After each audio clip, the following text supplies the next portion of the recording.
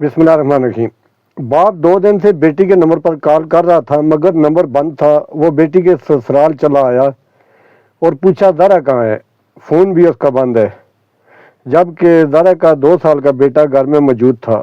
ساس اور نندوں نے بتایا 2 دن پہلے رات کو کسی آشنا کے ساتھ بھاگ گئی ہے، موبائل بھی ساتھ لے گئی ہے۔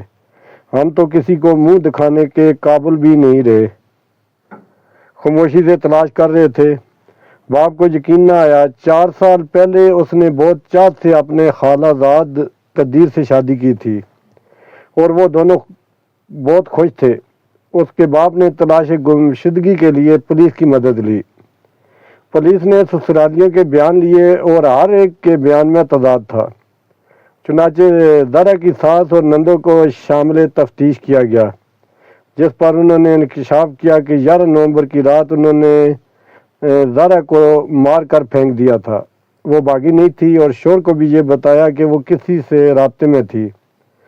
7 ماہ کی حاملہ تھی۔ اس کے ساتھ ایک ننھی جان بھی ماری گئی۔ جھگڑا کیا تھا؟ وہی ساس بہو کی ازلی چپکلش اور نند بھابھی کا بیر۔ زہرا کی 5 نندیں تھیں اور قدیر ان کا اکلوتا بھائی تھا، اور انہوں نے خود زہرا کا رشتہ مانگا اور اپنے ہاتھوں سے رخصت کر کے گھر لائیں۔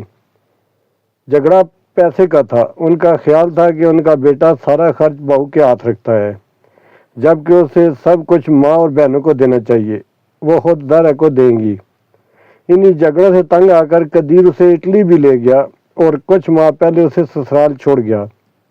اس بار ساس اور نندن نے سوچا کہ زہرا کو واپس ہی نہ جانے دیا جائے اور قصہ تمام کر کے الزام لگا دیں گے کہ کسی کے ساتھ بھاگ گئی ہے۔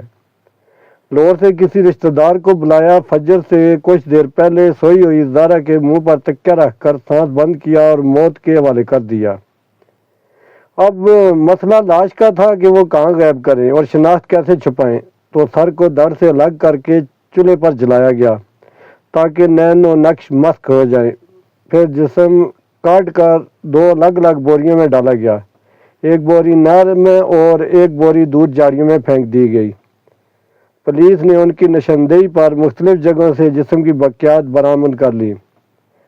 لوگ کہتے ہیں رشتہ داری اپنے میں کریں، کیونکہ اپنے ماریں گے بھی تو چھاؤں میں ڈالیں گے۔ یہاں تو سارا مسئلہ 100% الٹا ہے۔